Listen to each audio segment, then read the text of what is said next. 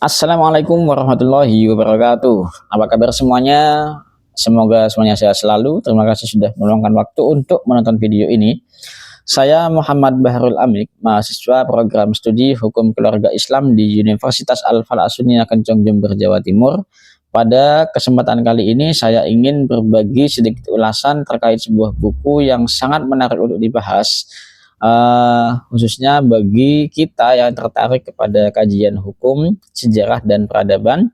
Buku ini berjudul Sejarah Peradilan Islam, karya Dr. Haji Aden Rosadi MAG. Sebelumnya perlu saya tekankan bahwasanya ulasan yang akan saya berikan, yang akan saya sampaikan ini tidak dimaksudkan untuk menggantikan isi buku secara keseluruhan. Akan tetapi saya hanya akan memberikan sebuah gambaran besar.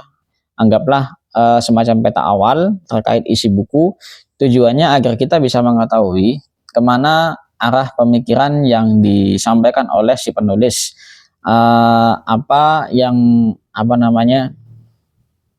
pesan utama yang ingin disampaikan oleh si penulis melalui buku ini. Kemudian juga harapannya setelah menonton video ini, penonton yang budiman justru lebih tertarik untuk membaca bukunya secara langsung. Nah, melalui buku ini, Dr. Haji Aden Rosadi ingin menegaskan bahwa hukum Islam tidak bisa dipahami hanya sebagai kumpulan aturan normatif atau teks keagamaan semata. Hukum Islam juga pernah dan terus dijalankan sebagai sistem peradilan yang nyata dalam kehidupan masyarakat. Peradilan Islam diposisikan sebagai instrumen penting untuk menegakkan keadilan, menjaga ketertiban sosial, serta mengatur relasi antara masyarakat dan penguasa. Dengan pendekatan seperti ini, hukum Islam terlihat lebih hidup, dinamis, dan kontekstual. Pembahasan sejarahnya dimulai dari masa Nabi Muhammad SAW. Pada waktu itu, Rasulullah berperan langsung sebagai pemimpin sekaligus menjadi seorang hakim yang menyelesaikan beberapa persoalan pada waktu itu. Pada waktu itu sistem peradilan masih belum tersistem, artinya masih sangat sederhana. Tapi walaupun masih terkesan sederhana, tanpa ada kelembagaan formal pun, nilai keadilan pada waktu itu sangat kuat sekali, tanpa ada perbedaan perlakuan di depan hukum. Baik itu orang biasa ataupun orang yang memiliki kedudukan sosial di hadapan hukum, semuanya sama. Dari fase ini kita bisa melihat bahwasanya inti peradilan Islam sejak awal adalah keadilan substansial, integritas, dan keteladanan. Akan tetapi sistem ini seiring berjalannya waktu, terutama pada masa Khulafaur Rasyidun, peradilan Islam mulai mengalami perkembangan yang lebih terstruktur.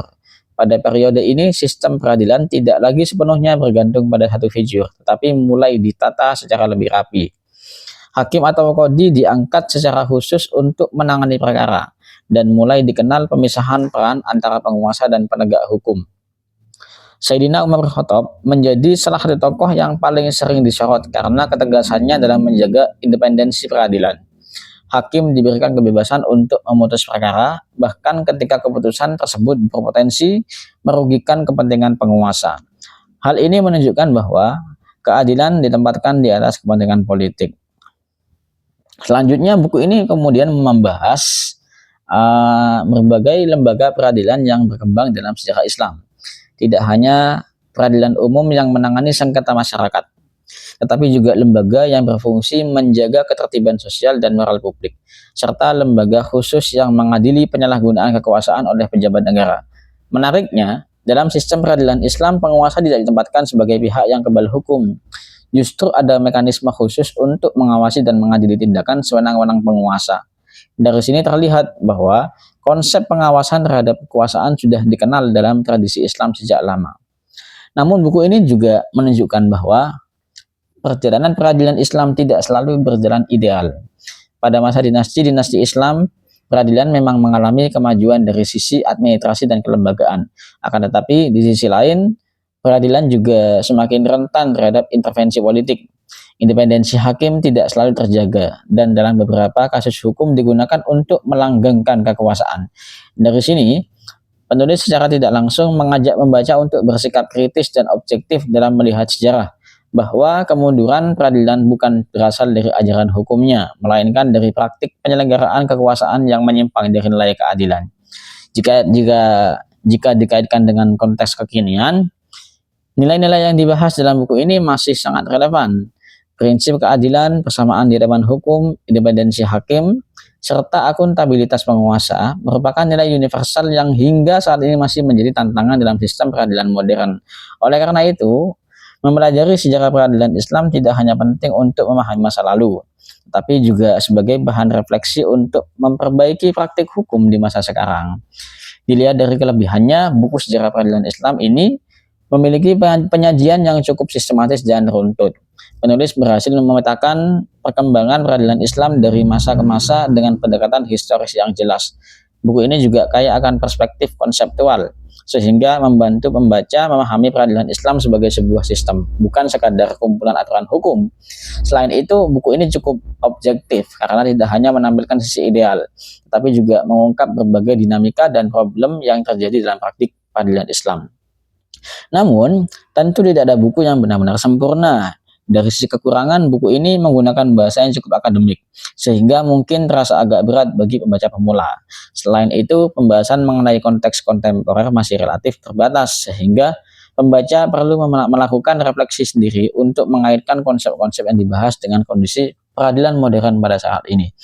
Meski demikian, kekurangan tersebut tidak mengurangi nilai penting buku ini sebagai referensi akademik.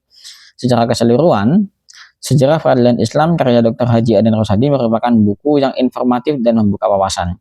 Buku ini membantu pembaca memahami bahwa peradilan Islam adalah sistem yang dinamis, pernah mengalami kejayaan, tantangan, bahkan kemunduran, namun tetap menyimpan nilai-nilai universal yang relevan hingga saat ini. Buku ini sangat layak dibaca oleh mahasiswa, akademisi, maupun siapa saja yang ingin memahami hukum Islam secara lebih utuh dan rasional. Sebagai penutup, saya menyadari bahwa ulasan ini tentu belum mampu menggambarkan seluruh isi dan kedalaman buku. Karena itu, saya sangat menyarankan penonton budiman untuk membaca langsung buku Sejarah Peradilan Islam agar mendapatkan pemahaman yang lebih komprehensif. Terima kasih atas perhatian dan waktu yang telah diberikan. Semoga video ini bermanfaat dan menambah wawasan kita semua. Wassalamualaikum warahmatullahi wabarakatuh.